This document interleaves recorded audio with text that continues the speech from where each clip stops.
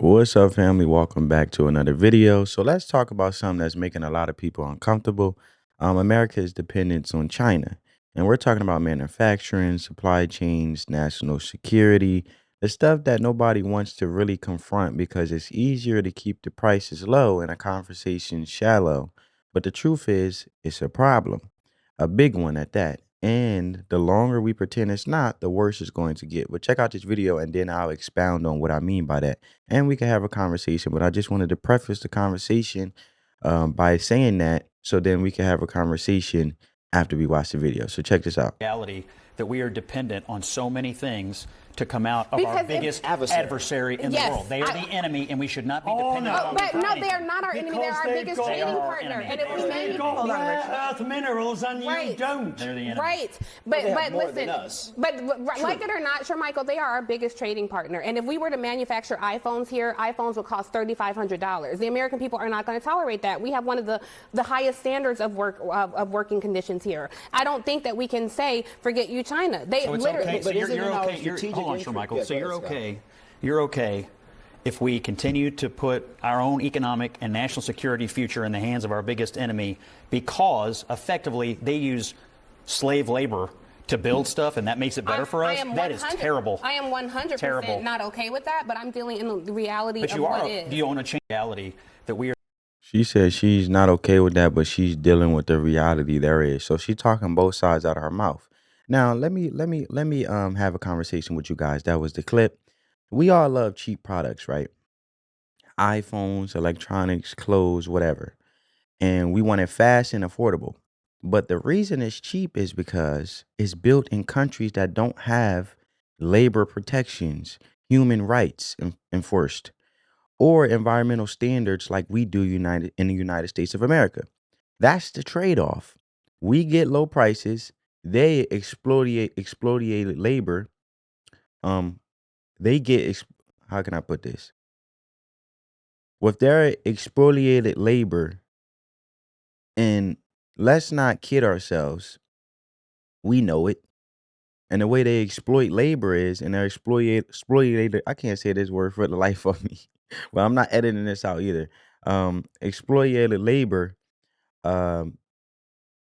Look, we just don't want to deal with the guilt of the inconvenience of changing anything. That's the fact on what Miss Cross is basically confessing to. And when someone on TV tries to justify it by saying, if we made iPhones here, they'll cost $3,500, that's not a fact. That's fear mongering. And that's throwing out big numbers to scare people into staying quiet and not having a real conversation that I want to have with you guys. Remember the pandemic? Borders closed, trade slowed down. Suddenly we realized how little we actually produce here in the United States. From masks to medicine, we were scrambling and scraping, begging for shipments from overseas. That was a wake-up call right there, or at least it should have been. And because if we ever get into a real global crisis, war, natural disaster, cyber attack, what happens if we can't get what we need from abroad? That's not just an economic issue. That's national security. That's survival. So now we're in survival mode. But instead of focusing on that, the media gives us sideshows debates, pundits arguing over who's more relevant, who got fired, who hurt whose feelings. All of that noise distracts from the actual conversation that I'm having with you guys today. And it's not about who's on CNN or who's on MSNBC. It's about how we ended up in a position in the first place and where our biggest economic partner also sees us as a strategic rival and we just shrug our shoulders. Mm, Why? Because it's convenient and convenience in America usually wins. So let's be honest about the hypocrisy here. We protest labor abuses and environmental injustice here in the United States, right? But we stay silent when the products we buy are made in places with child labor and zero accountability. Why is that okay?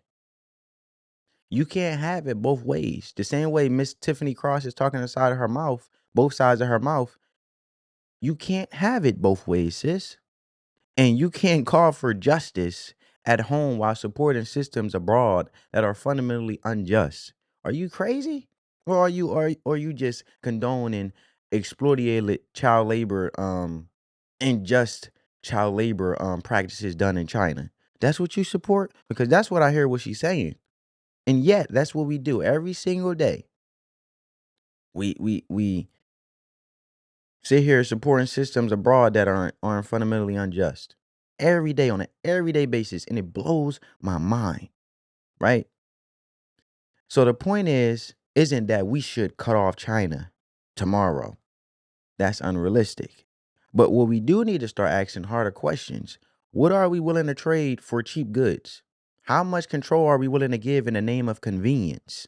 Right? Because that's like for a person who tends to um that's like a person who schemes, right? And they get rich off the backs of impoverished people, and they continue to capitalize off impoverished people by scamming and doing things unrighteous. Meaning they're not adding no value into the community. They're just constantly exploiting and getting money and taking money from the community, but they're not pouring nothing into the community that actually can help the community actually be self-reliant and build as a community stronger than ever before they came along to try to sell a product or sell something they seen as convenient and let alone effective for the community. But instead, they don't care. They just want to keep the community um they want to dangle a carrot in front of the community face, acting like they're helping the community. But however, they're just basically making money, selling them a fake delusional um, product that may seem convenient for the community at that time, but really the community continues to suffer and everybody still remains impoverished, right? So take that example and you'll look at that person and be like, where's your integrity to be capitalizing and making money off these people? And you ain't really giving none. You're not really giving value. You're not even worth your salt. You just worrying about getting money, right?